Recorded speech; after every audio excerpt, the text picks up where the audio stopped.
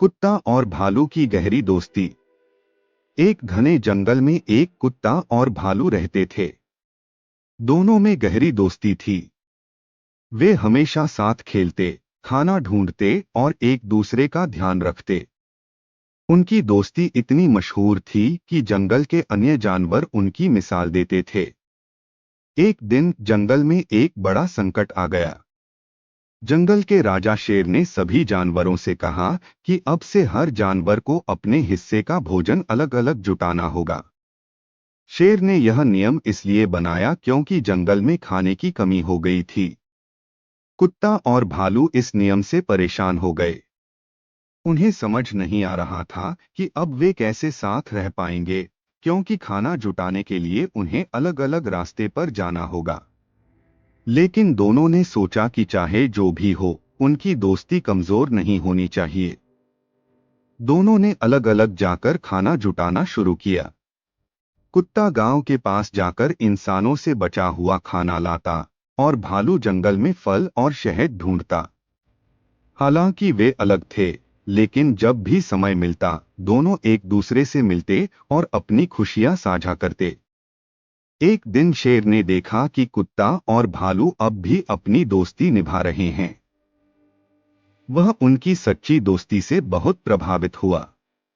उसने सभी जानवरों से कहा, अगर कुत्ता और भालू इतनी मुसीबतों में भी अपनी दोस्ती को बनाए रख सकते हैं, तो हम सब भी मिलकर इस जंगल को फिर से खुशहाल बना सकते हैं।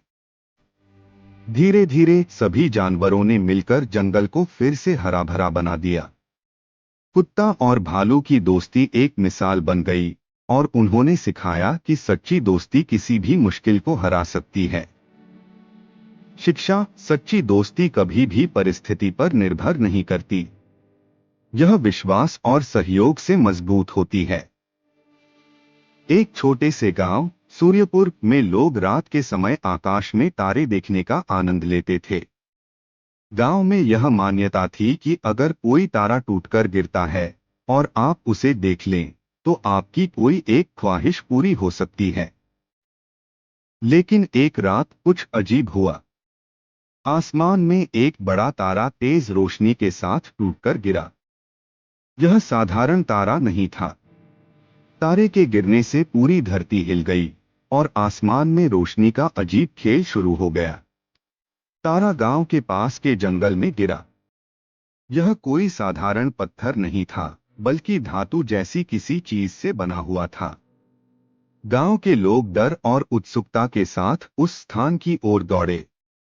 वहां उन्हें एक चमचमाता, गोल आकार का बड़ा टुकड़ा दिखाई दिया। उसके चारों ओर अजीब ऊर्जा का एहसास हो रहा था।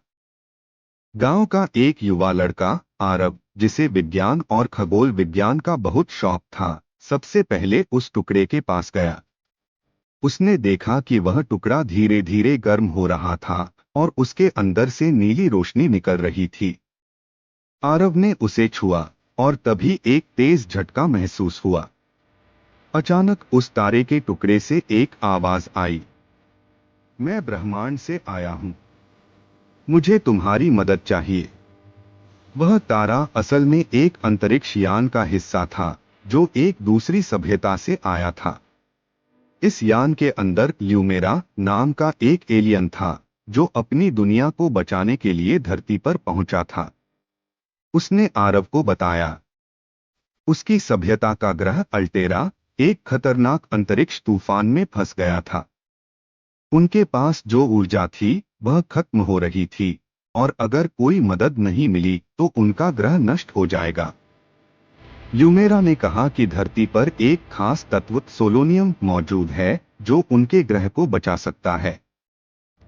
लेकिन वह तत्व धरती के गहरे हिस्सों में छिपा हुआ था। आरव ने ल्यूमेरा की मदद करने का फैसला किया, लेकिन इस काम के लिए उसे गांव के लोगों का विश्वास जीतना था।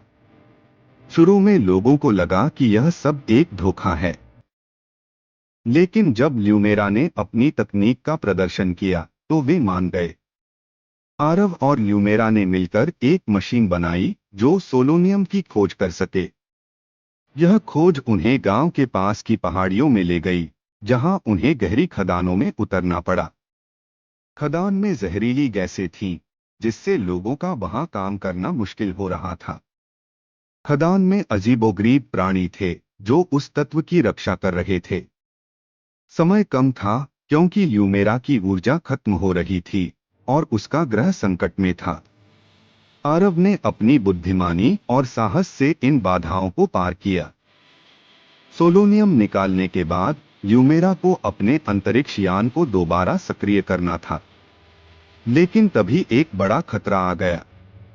तारे के गिरने से पृथ्वी की गुरुत्वाकर्षण शक्ति अस्थिर हो रही थी। अगर समय रहते यान को सक्रिय नहीं किया गया तो धरती को भी नुकसान हो सकता था। आरव और ल्यूमेरा ने मिलकर यान को ठीक किया और सोलोनियम को उसके सिस्टम में डाला। ल्यूमेरा ने आरव का धन्यवाद किया और कहा, तुमने न केवल मेरे ग्रह को बचाया बल्कि यह भी साबित किया कि धरती पर इंसानियत अभी जिंदा है। ल्यूमेरा अपने ग्रह लौट गया और कुछ दिनों बाद आरव को आसमान में एक बड़ी चमक दिखाई दी। वह ल्यूमेरा का संकेत था कि उसका ग्रह अब सुरक्षित है। आरव ने उस घटना से यह सीखा कि हम सभी ब्रह्मांड का हिस्सा हैं और एक दूसरे की मदद करना हमारा कर्तव्य है। साल 2150, धरती पर इंसानों का अस्तित्व खत्म हो चुका है।